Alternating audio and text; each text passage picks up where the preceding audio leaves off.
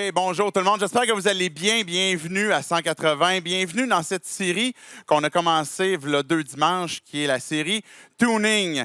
Je réfléchissais cette semaine à ce sujet qu'on va voir aujourd'hui de création. Comment est-ce que, je ne sais pas, au courant de nos vies, là, chacun d'entre nous, on a eu des phases de création. Je me souviens quand que j'étais petit, quand que j'étais enfant.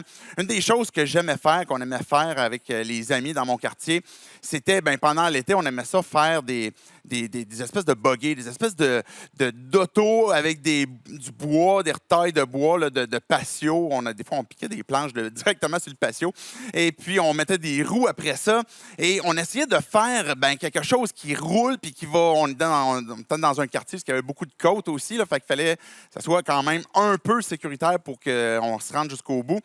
Et je me souviens comment est-ce qu'on a eu du plaisir à concevoir, à créer comme ça des buggy, ou pendant l'hiver, c'était des forts ou des camps. Peut-être que vous avez eu de ces périodes où vous avez eu l'occasion justement de créer différentes choses. Ça fait partie de la nature humaine. On aime pouvoir créer des choses. Je sais que même quand on est adulte, on aime créer des Legos. Je ne sais pas s'il y en a parmi vous qui ont reçu des Legos à Noël, puis vous avez plus de 30 ans, peut-être vous pouvez vous signifier que vous êtes de ceux-là. On aime pouvoir créer, que ce soit avec des Legos, que ce soit avec de bricoler, même à travers des applications. On aime pouvoir concevoir des choses et ça fait partie de notre ADN. Puis c'est pas juste des éléments artistiques, comme de la musique. Peut-être que vous êtes des compositeurs. Peut-être que vous aimez l'architecture, puis vous aimez créer des trucs semblables à travers soit de la rénovation, peut-être que c'est des inventions, une forme d'ingénierie. La création, quand on crée quelque chose, il y a derrière ça une intention. Pourquoi est-ce qu'on crée? Par exemple, pourquoi est-ce qu'on créait des buggy quand j'étais enfant ou des forts?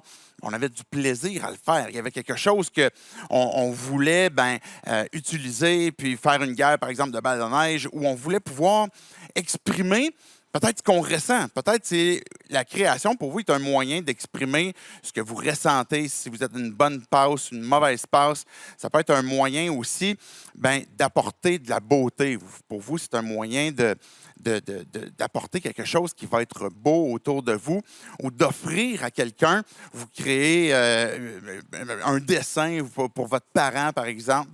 C'est parce que vous voulez comme offrir quelque chose. La création, quand on parle de faire quelque chose, il y a nécessairement une intention derrière ça. Et aujourd'hui, on parle de création, puis si vous avez suivi un peu la programmation, comment est-ce qu'on l'a annoncé, il y a quelque chose de logique dans notre progression. On a commencé en parlant du Dieu trinitaire, en parlant de la Trinité. Revenir sur le tuning, sur c'est quoi la Trinité, qui est Dieu, puis le Père, le Fils, le Saint-Esprit. On a parlé de révélation aussi la semaine passée, où on parlait d'une révélation spéciale, qui est la Bible, que Dieu nous apprend, nous montre sa volonté à travers la parole, mais aussi une révélation générale à travers ce que l'on voit autour de nous, à travers ce que Dieu a créé. Et c'est pour ça qu'on arrive aujourd'hui justement au sujet de création, parce que ça suit la logique d'un Dieu qui préexistait avant la création et qui a voulu aussi se révéler, se faire connaître, et en nous créant, en voulant entrer aussi en relation avec nous. Donc, c'est de ça qu'on parle ce matin. Et je sais que le sujet de création, pas juste pour les croyants, mais même si vous êtes non-croyants, ça fait partie des sujets les plus demandés à avoir des explications, savoir comment est-ce qu'on traite justement la notion de création. Évidemment, on habite dans une société, dans une époque, dans un contexte aussi où on entend parler beaucoup, par exemple, d'évolution, je vais le définir, naturaliste. Un peu comme tout est venu jusqu'à ce qu'on a aujourd'hui à travers tout ce qui est matériel, ce qui est naturel, à travers un processus de sélection naturelle qui va être attribué plutôt à un hasard avec une organisation qui va se créer, qui va se faire pour évoluer. C'est ce qu'on entend la plupart du temps dans notre contexte québécois, je dirais. Et quand on parle de création, c'est qu'il y a plutôt, à travers le processus des choses qui sont arrivées dans la nature une intention. C'est pour ça que je disais tantôt, quand on fait un buggy, quand on fait un casse-tête, si on fait des Legos, si on fait une ingénierie quelconque, c'est parce qu'il y a une intention derrière. Donc, quand on parle de création, comment décrire le concept en clair? Mais c'est d'avoir premièrement en tête comme quoi que quand on parle de création, indépendamment du moyen par lequel les éléments sont arrivés, c'est qu'il y a une intention qui n'est pas attribuée au hasard, mais plutôt à qu'est-ce que Dieu désirait, qu'est-ce que Dieu voulait pour apporter, par exemple, les choses qu'il a créées. Ça emmène la question, justement, à savoir, je ne vais pas élaborer longuement, mais je vais prendre le temps de répondre à peut-être certaines questions pour conclure justement avec, c'est quoi le but de Dieu en nous créant? Vous avez peut-être cette question que, est-ce que science et religion sont opposées? Non, science et religion ne sont pas opposées. On peut parler, par exemple, de différents arguments, par exemple l'argument cosmologique ou l'argument, par exemple, du fine-tuning. Je trouvais ça intéressant qu'il emploie justement cette expression-là, fine-tuning. Quand on parle de fine-tuning, c'est qu'on regarde la création autour de nous, que ce soit en astrophysique, on regarde les astres, on regarde l'élément biologique, par exemple, et qu'on voit comment est-ce que tout cela, pour que ça fonctionne dans un écosystème, par exemple, il faut qu'il y ait un tuning vraiment parfait sur, par exemple, la température, sur la présence du soleil, la pluie, puis les différents éléments qui existent pour que tous ces paramètres-là soient parfaitement orchestrés pour que la vie puisse naître. Donc, les gens qui croient que, justement, le christianisme, qui croient que Dieu avait une intention derrière ça, on va voir que le fine-tuning n'est pas un élément de hasard, mais plutôt d'une intention que Dieu avait et que sans cette intention-là, tout ce tuning-là ne serait pas possible. Si on parle, par exemple, de cause première, on pourrait penser, est-ce que, on parle de Big Bang, est-ce que c'est contraire à la foi? Que l'on croit que, par exemple, il est arrivé un début, comme par exemple un Big Bang, et puis en passant, c'était un chrétien, Georges Lemaître, qui décrivait justement dans les grandes lignes l'expansion de l'univers, puis finalement Edwin Hubble, en 1929, qui a mis en évidence plus justement, c'est par l'astronomie, justement les différents éléments du Big Bang, c'était des chrétiens, puis qui disaient, il y a eu un début, il y a eu un commencement, et par la suite, les choses se sont organisées. La science n'est pas contraire à la foi, selon ce que l'on peut observer. Puis, je reviens à ce qu'on parlait la semaine passée. On parlait, par exemple, de Dieu qui se révèle d'une façon spéciale à travers la Bible, qui nous fait connaître, par exemple, Jésus-Christ, qui nous fait connaître qu'on a besoin d'un sauveur, qui nous fait connaître sa volonté, mais aussi à travers la nature. Et les deux ne sont pas en contradiction. Si Dieu, par exemple, dans le psaume 19, le verset 2, ça va dire que la gloire de Dieu, les cieux vont raconter justement la gloire, l'étendue, quand on parle du firmament, va révéler l'œuvre des mains de Dieu. Et puis, plus tard, dans le même psaume, on va voir qu'il va parler de la Bible.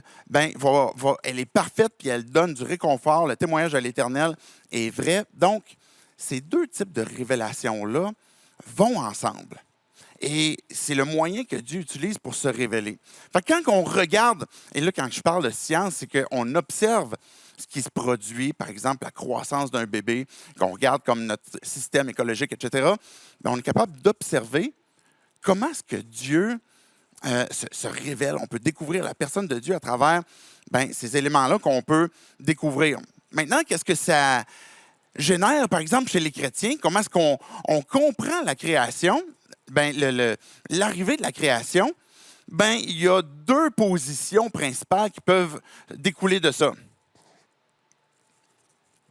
On va lire dans quelques instants Genèse 1, une partie, mais un premier groupe, toujours chez les chrétiens, on va dire avec des positions qui sont traditionnelles ou conformes à ce que la Bible peut dire, il y a des gens qui vont avoir une position comme quoi que toute création autour de nous est arrivée en 6 jours. Donc, 6 jours littéraux. Et est-ce que, par exemple, Dieu a pu créer en 6 jours les astres, la terre, le ciel, etc.?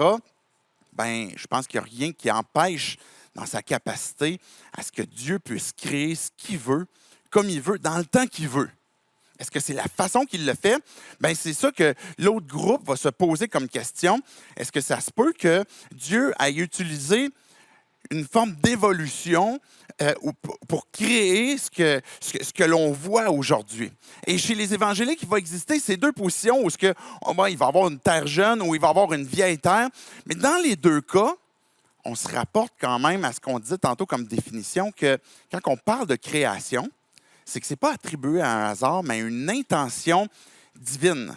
Que ça prenne 6 jours ou que ça prenne un long temps d'évolution, il y a dans les deux cas une intervention divine pour que ça puisse se produire. Et je disais tantôt que Dieu ne se contredit pas. Sa parole, ce qu'elle va dire, correspond aussi à ce qu'on va pouvoir observer. Mais nos limites sont bien... on rencontre rapidement quand même nos limites quand on veut observer comment est-ce que Dieu a voulu créer.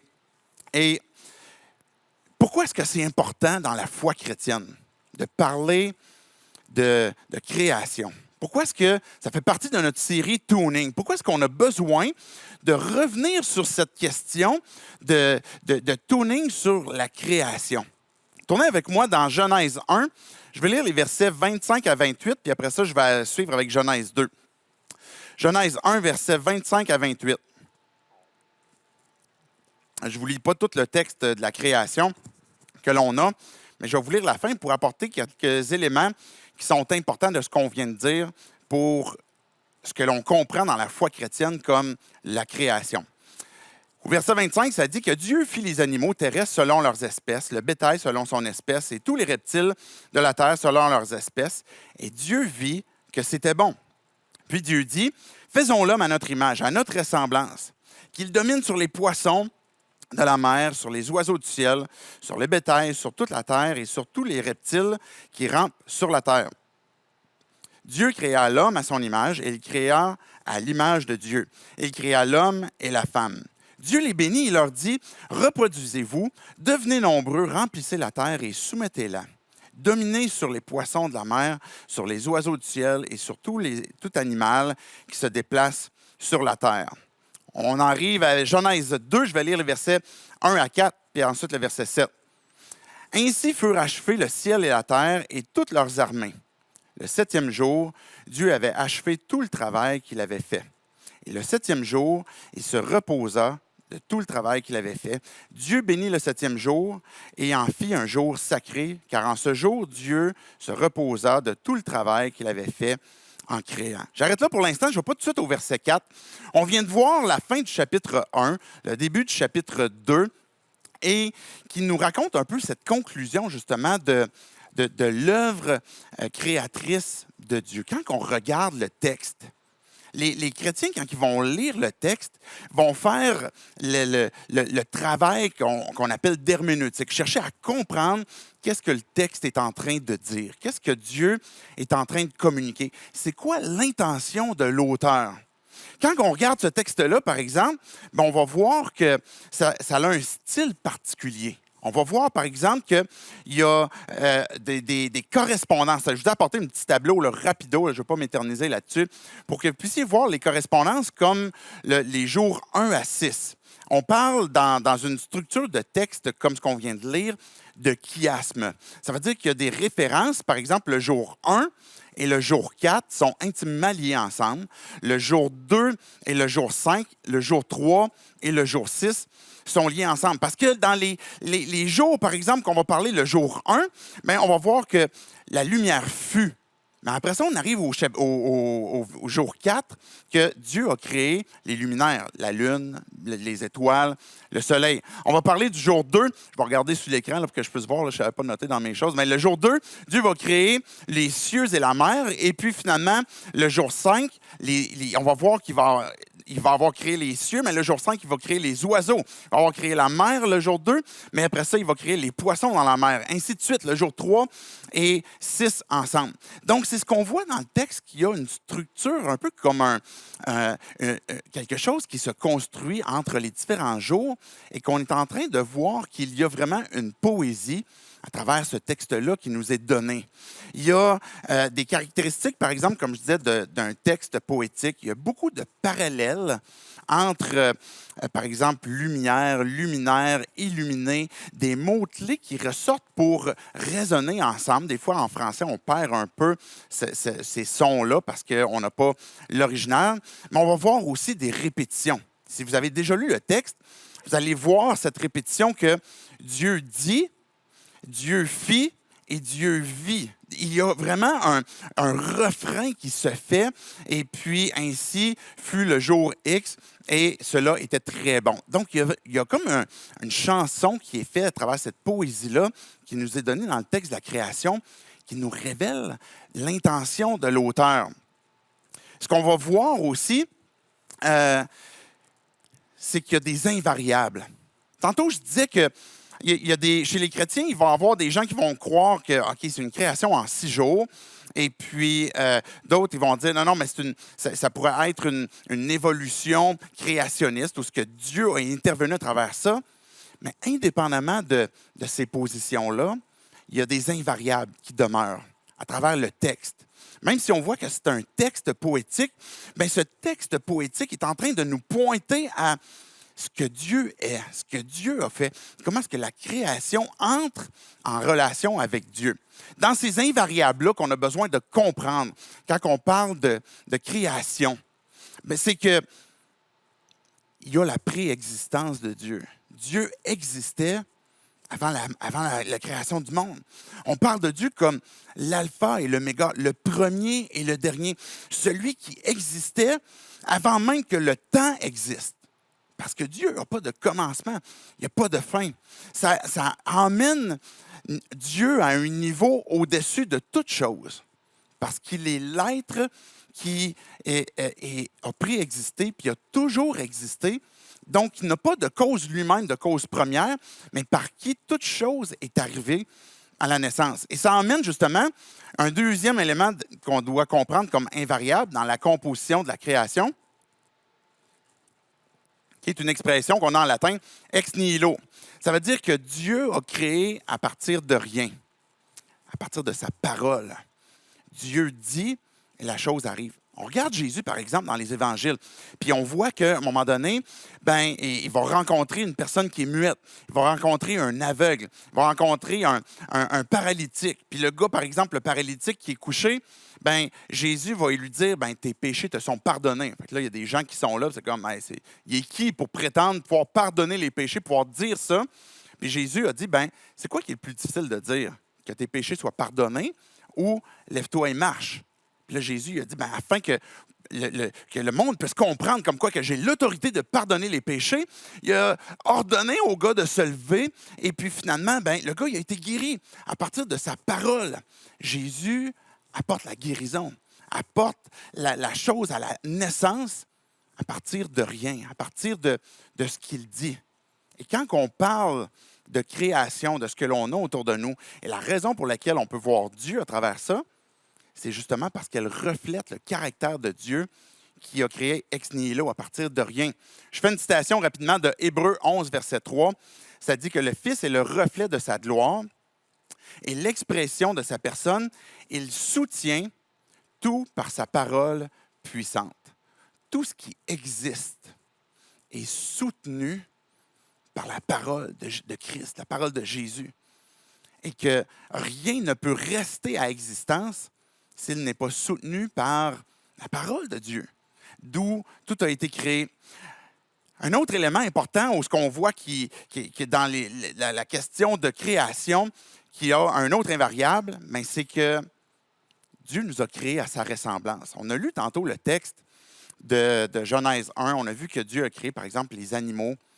À un moment donné, il a créé l'homme. Dans le texte qu'on a vu, on voit comme quoi que, à 2 reprises, les textes, que ce soit Genèse 1 ou Genèse 2, deux récits de création formulés un peu différemment, que Dieu a créé l'humanité à sa ressemblance. Ça veut dire quoi? Ça veut dire quoi qu'on est à la ressemblance de Dieu?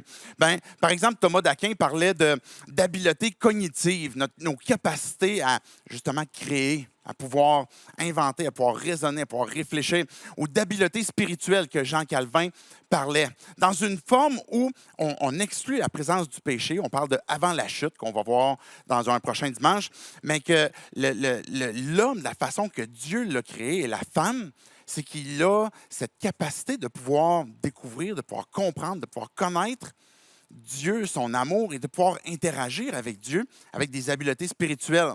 On a vu dans le texte aussi que Dieu a confié sa création à l'homme et la femme, à l'humanité. Et il y a dans notre ressemblance que l'on a à Dieu, cette autorité qui a été déléguée à l'humanité pour prendre soin de la terre, prendre soin de ce qui est autour de nous. La ressemblance que l'on a avec Dieu, c'est cette autorité, le fait de prendre soin, il va dire dominer, par exemple, sur les animaux, etc., et d'être, et c'est pas une question d'abuser, mais vraiment de prendre soin comme ce que Dieu le fait aussi pour nous-mêmes. C'est une question d'autorité, de prendre soin aussi, mais il y a un aspect de relation. Dieu nous a créés à son image pour qu'on puisse être en relation avec lui, ce qu'il n'a pas fait avec aucun animal. Ce que Dieu a voulu faire avec l'humanité, c'était qu'on puisse échanger avec lui, qu'on puisse marcher avec lui, qu'on puisse découvrir le Dieu trinitaire qui préexistait avant toute chose, qui a voulu partager ce que Dieu lui-même, dans la Trinité, est une communauté. Il a voulu nous faire entrer dans une communauté pour qu'on puisse interagir avec lui, qu'on puisse le connaître, le découvrir, l'écouter et puis lui parler. Et ça implique des relations. Ça implique même aussi, on voit dans le texte de création qu'on a lu tantôt, qu'il y a des relations même humaines. Par exemple, Adam et Ève, on va voir les enfants plus tard, etc. Donc, cet aspect de relation reflète l'image de Dieu pour laquelle il a voulu qu'on soit en relation avec lui. Des éléments invariables, on parlait de la préexistence de Dieu, on a parlé qu'il a créé ex nihilo, de sa ressemblance, mais un autre élément aussi qui est important, c'est Adam et Ève, qui est notre représentant humain. Indépendamment de la position où on va se situer, Adam et Ève est un élément important dans le christianisme comme étant justement le représentant humain. Puis on va en parler plus la semaine prochaine quand on va parler de péché, parce que le péché est entré par un seul homme, mais le pardon des péchés ou la justice de Dieu nous a été aussi apporté par un deuxième Adam, qui est Jésus-Christ. On va revenir sur ça, mais l'élément de représentant humain est important quand on parle de création, comme quoi que Adam et Ève sont ceux qui nous ont représentés, par lesquels le péché est entré aussi. OK. Qu'est-ce que ça change dans nos vies? Demain matin, lundi, ça va changer quoi dans votre vie que Dieu a créé toutes choses? Ou peut-être même maintenant, là, peut-être qu'avant de parler de lundi matin, ça va ressembler à quoi? Je disais tantôt que si on crée quelque chose, qu'on a ce plaisir que on a l'empreinte du Créateur en nous. On a envie d'exprimer notre création aussi. On a envie de faire quelque chose. C'est parce qu'il y a une intention derrière. C'était quoi l'intention de Dieu? C'était quoi son désir? Jean 1, versets 1 à 3, nous dit qu'au commencement, la parole existait déjà. La parole ici, c'est Jésus, c'est de lui qu'on parle. La parole, Jésus, était avec Dieu et la parole était Dieu. Elle était au commencement avec Dieu et tout a été fait par elle et rien de ce qui n'a été fait sans elle. Jésus est celui par qui et pour qui tout a été créé. Celui qui va entrer en relation avec nous. Cette intention qu'il y avait au tout départ est encore vraie aujourd'hui. Puis on parle de Jésus comme il était avec Dieu, le Dieu trinitaire qui existait depuis toujours, qui était Dieu. Il nous a créés par lui, pour lui. Mais on arrive, par exemple, dans Romains 1, 25, les hommes ont remplacé la vérité de Dieu par le mensonge, qui ont adoré et servi la créature au lieu du Créateur qui est béni éternellement. Notre réponse à ça, on est porté à vouloir adorer la créature plutôt que le Créateur. Jésus nous a créés pour lui, il nous a créés à son image, il nous a créés pour être en relation avec lui. Et notre désir naturel, quand on comprend ce qui s'est passé par après avec le péché, c'est que notre élan de vouloir adorer et plus de répondre à adorer Dieu, mais de s'adorer soi-même. Et de ça a découlé plein de formes de religion comme le panthéisme, où ce qu'on adore la création, où ultimement, on veut devenir notre propre Dieu, notre propre idole. Et puis, le texte, qu'est-ce qu'il nous montre? Je disais tantôt, je parlais de la forme littéraire de ce texte-là. Quelle est l'intention de ce texte-là? J'aimerais vous suggérer qu'il ne nous emmène pas à découvrir tant le comment que Dieu a créé toutes choses, mais le pourquoi. Pourquoi Dieu t'a créé? Pourquoi Dieu nous a créés? Le texte de la création nous montre comme quoi que Dieu nous a créés pour qu'on puisse être en relation avec lui. Et puis que les vérités qui sont importantes qu'on voit dans le texte, c'est on voit qu'on est à l'image de Dieu. On voit que l'homme et la femme sont égaux parce que les deux ont été créés à l'image de Dieu. On voit dans le texte, par exemple, que l'humanité est appelée à prendre soin de la création. Et tout cela sont des valeurs importantes et des vérités importantes. Mais le focus que Dieu est en train de nous porter dans ce texte-là de la création, c'est que ma vie est à propos de lui plutôt que moi-même.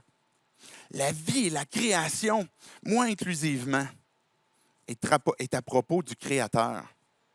Mais ce que l'on fait, c'est que nos propres désirs, nos propres intentions nous emmènent à vouloir rechercher plutôt nos propres idées, nos propres pensées, nos propres idoles. Mais ce que le texte de la création nous montre, c'est que le Créateur veut entrer en relation avec nous et que le tuning qu'on a besoin de faire, c'est de enlever peut-être un peu le focus de comment toute chose que Dieu a tout fait, mais dans les éléments qu'on peut voir dans ce texte-là, des invariables, mais c'est de voir pourquoi est-ce que Dieu nous a créés, puis qu'il a créé l'univers, puis qu'il cherche à entrer en relation avec nous.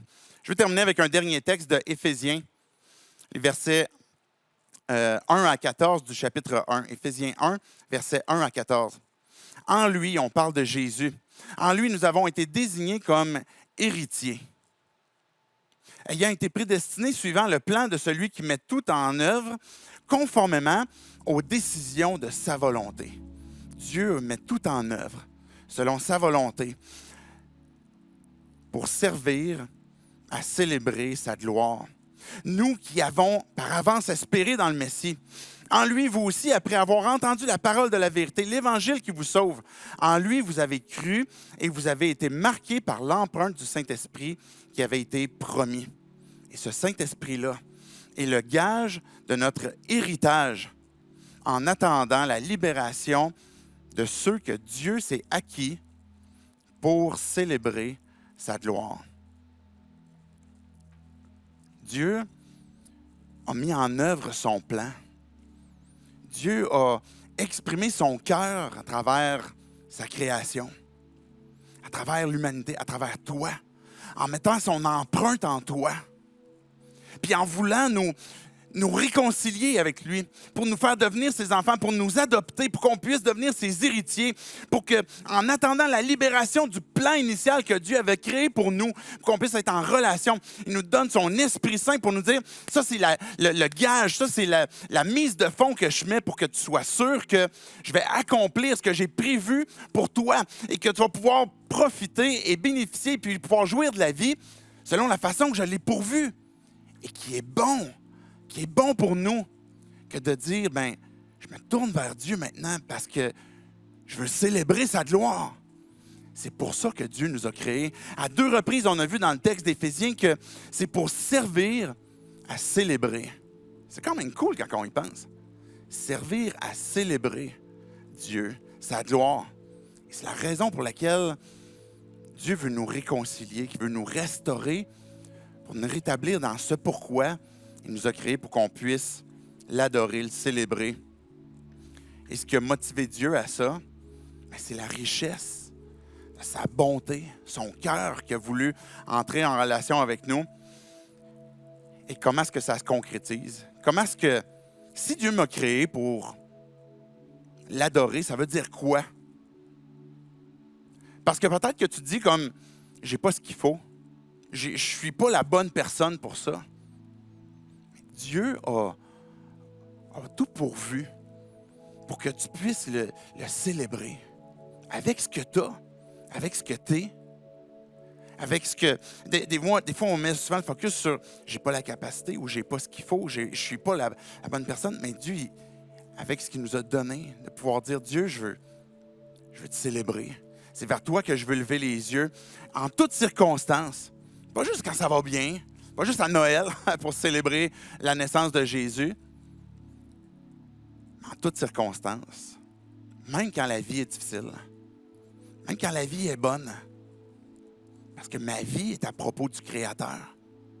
Et quand je célèbre Dieu, je suis en train de, au-delà des circonstances, de goûter la vie que Dieu a pourvue pour moi. Cette vie en abondance que je peux avoir en Jésus-Christ. Même quand il y a des souffrances, même quand il y a des victoires, même quand il y a des incertitudes, de pouvoir célébrer Dieu. À cause de ta confiance que tu as maintenant, à cause de l'espérance que tu as pour le futur aussi, que Dieu ne changera jamais d'idée. Ce qu'il a créé pour toi, ce qu'il a pourvu pour toi, et puis que si tu as répondu par la repentance en disant « Dieu, je place ma foi en toi, et puis je veux revivre ce plan que tu as pourvu pour moi, que je puisse te célébrer, parce que tu m'as créé à ton image, tu as placé ton empreinte en moi pour que je puisse te célébrer. Mais Dieu, je veux le faire maintenant. Et je veux pouvoir le faire aussi parce que je sais que tu ne changeras jamais d'idée. » Et puis me rappeler que la façon que je peux célébrer Dieu, c'est tout simplement des fois de déclarer « Dieu, t'es bon. Dieu, t'es fidèle. Dieu, tu manques en rien. » Et l'adoration commence par des simples déclarations de « Dieu, tu ne changes pas. Dieu, tu es éternel. Tu es fidèle. » Puis notre célébration va se concrétiser à travers la louange. Tu vas te mettre à créer cette adoration pour laquelle Dieu t'a créé pour que tu puisses répondre volontairement, librement pour dire « Dieu, je te célèbre, je veux t'adorer. » C'est la raison pour laquelle tu m'as donné le texte de la création pour me révéler le pourquoi que tu m'as créé. Puis je vais le faire à travers la louange. On peut célébrer Dieu à travers le service en prenant soin. On peut célébrer Dieu aussi à travers la générosité. On peut célébrer Dieu aussi en renonçant à notre propre moi, à notre amertume peut-être, à notre cynisme, à nos peut-être intentions, pour dire Dieu, c'est ta volonté que je veux vivre dans ma vie, pour célébrer ta gloire, et puis que tu fasses rayonner ton visage sur le mien. Je veux conclure avec la prière pour qu'on puisse se laisser toucher par Dieu, par son esprit qui est en train de venir nous parler et nous rappeler le pourquoi est-ce qu'il nous a placés au milieu de sa création. Et pourquoi est-ce qu'il veut qu'on puisse le célébrer, qu'on puisse découvrir la vie qu'il nous a donnée. Dieu, je veux te dire merci parce que ce texte-là de Genèse qui nous rappelle comment est-ce que tu as voulu entrer en relation avec nous, puis qui nous dit pourquoi est-ce que tu as voulu nous créer, tu as voulu te partager à nous. Tu as voulu, Dieu, nous faire à ta ressemblance pour qu'on puisse être en relation avec toi. Et c'est toi qu'on veut célébrer. Puis Dieu, on doit te confesser que on revient rapidement à ce que notre vie, à ce que la vie que l'on a est à propos de nous-mêmes. Mais on réalise aussi comment est-ce que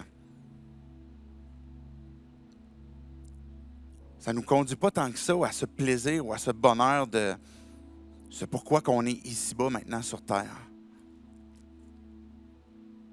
Je te prie, Dieu, pour chacun d'entre nous, pour que, peu importe là où on est, que tu puisses te révéler à nous, te faire connaître, faire sentir ta présence, pour qu'on puisse lever les yeux vers toi, puis qu'on puisse, avec ce que l'on a, avec qui nous sommes, mais te célébrer, puis servir à ce pourquoi tu nous as créés, qui est de célébrer ta gloire, célébrer ta personne, avec tout notre être. Parce que notre vie, Dieu, est à propos de toi. Reçois toute gloire, tout honneur. Et c'est en ton nom, Jésus, qu'on prie ces choses. Amen.